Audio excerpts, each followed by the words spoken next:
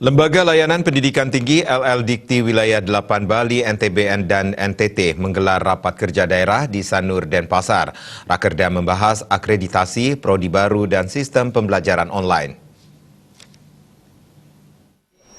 Rakerda LL Dikti Wilayah 8 dibuka secara resmi oleh Menristek Dikti Muhammad Nasir, didampingi Gubernur Bali Wayan Koster dan Kepala LL Dikti Wilayah 8 Bali NTB NTT Nengadasi Astawa. Dalam kesempatan tersebut, Menristek Dikti Muhammad Nasir sekaligus sebagai keynote speaker berkolaborasi dengan narasumber lain seperti Irjen Jamal Wiwoho, Dirjen Kelembagaan Pat Doni Swigno, Rektor UT Ojat Dajarot, Ketua Ban PTRI Dwi Wahyu Sasongko, dan Ketua LAM PTKes Usman Khatib. Dalam acara yang bertema Budaya Mutu sebagai landasan pengembangan perguruan tinggi yang fleksibel dan terbuka, Menristek Dikti Muhammad Nasir mengatakan masalah mutu menjadi tuntutan utama pihaknya karena perguruan tinggi tidak bermutu maka akan ditinggalkan.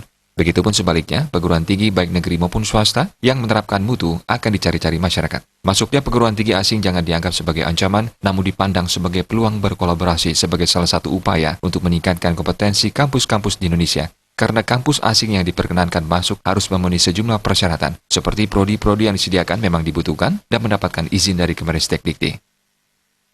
Bagaimana Indonesia berkolaborasi dengan perguruan tinggi asing, supaya perguruan tinggi Indonesia meningkat mutunya.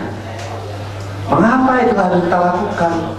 Kalau kita jangan sampai menjadi jago kandang, hanya merasa besar sendiri karena tidak ada perguruan tinggi asing yang bersaing.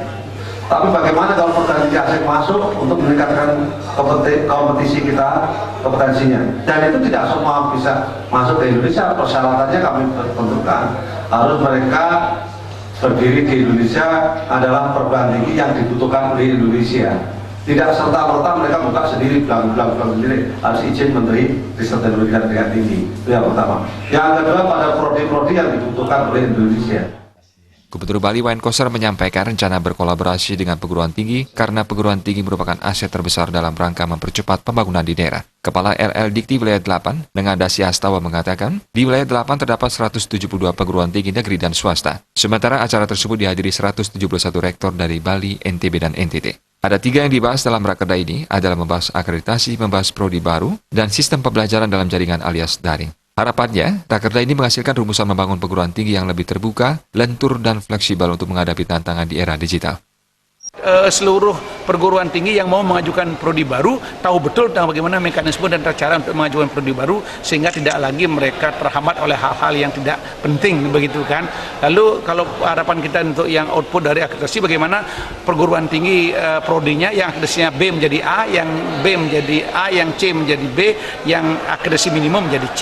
Sedangkan daring ini kita ada kolaborasi antar perguruan tinggi sehingga memunculkan sebuah sistem pembelajaran yang online system sehingga lebih efektif, lebih efisien, dan jangkauannya lebih banyak. Profesor Nengadasi Astawa menambahkan hingga saat ini, dari 172 perguruan tinggi dengan 846 prodi di LL Dikti Wilayah 8, sebanyak 76% kampus sudah terakreditasi, dan sisanya yang belum diakreditasi atau memperoleh akreditasi minimum karena memang baru berdiri. Riasa Bali TV.